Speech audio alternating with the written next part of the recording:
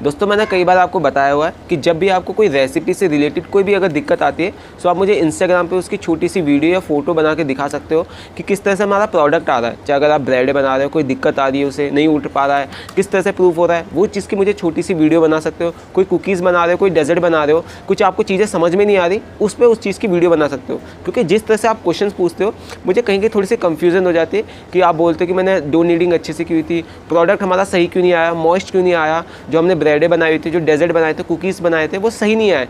तो इसलिए कह रहा हूँ आपको कि मुझे भी थोड़ा सा उसके बारे में पता चल जाएगा कि आपका जो प्रोडक्ट है वो सही क्यों नहीं आ रहा है। सो वैसे दोस्तों आज जिसके बारे में बताने वाला हूँ वो न्यूट्रीजेल और केक जेल के बारे में डिफरेंसेस है। क्योंकि कई बार फ्रेंड्स आप एक ही चीज़ को मान लेते हो कि न्यूट्रल जेल और केक जेल होते हैं, वो सब एक ही होते हैं, इस चीज़ का आपका मानना है, लेकिन उस चीज़ वो दोनों प्रोडक्ट जो होते हैं वो अलग अलग होते हैं। यानी कि जो न्यूट्रल जेल है वो अलग है और जो अपना केक जेल होता है वो अलग होता है। सो फ्रेंड्स उसी के बारे में आज मैं आपको बताने वाला हूँ। सो नमस्कार दोस्तों, मैं आपका दोस्त शेफ़ DS मेहरा, जो कि आपके बेकरी से रिलेटेड और जो उसकी रेसिपीज़ हो जाए, जो नॉलेज हो जाए, उस चीज़ के बारे में आपके साथ डिस्कस करता रहता हूँ और जो भी चीज़ होती है आपको बताता रहता हूँ।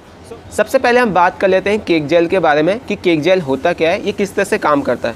सो फ्रेंड्स जो केक जेल होता है एक तरह का वाइट आपको फॉर्म में आपको मिलेगा जेल के तौर पे, क्योंकि फ्रेंड्स वो काफ़ी जो कंपनी होती है उसको जो मैन्युफैक्चर करती है वो हैंडमेड तरीके से नहीं बनता है और सॉफ्टनेस के लिए हो जाए, स्पॉन्ज के लिए हो जाए, या फिर ब्रेड की जो सेल्फ लाइफ होती है, या फिर उसका वॉल्यूम और टेक्सचर बनाने के लिए हम उसके स्पंज के लिए यूज़ करते हैं केक जेल को।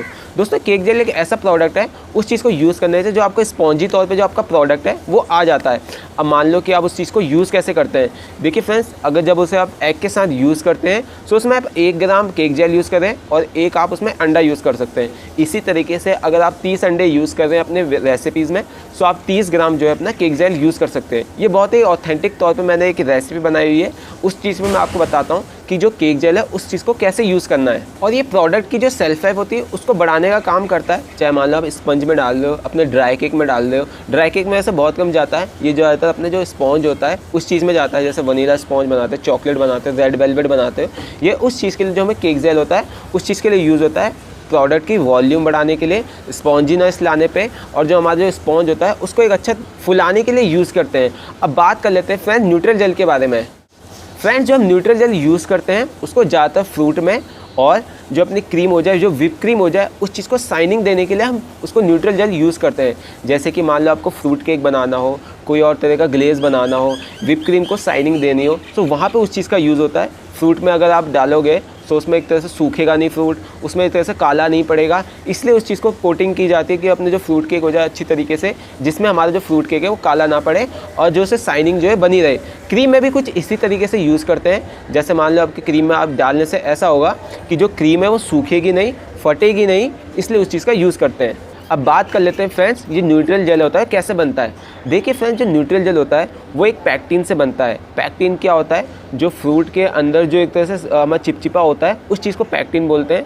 अब उसका जो 70% होता है दोस्तों, मतलब 65 से लेकर 70% तक वो बाहर के जो छिलका होता है उसी के आसपास जो 70% उसके न्यूट्रल जेल रहता है। बाकी 25 to 30% वो फ्रूट के अंदर रहता है। लेकिन जो छिलके की जो परत होती है उसके अंदर से जो हल्का सा आप अंदर जाओगे उतने ही तौर पर जो आपको जो न्यूट्रल जो जेल है वो चीज़ मिल जाती है, यानी कि जो पैक्टिन है वो मिलेगी।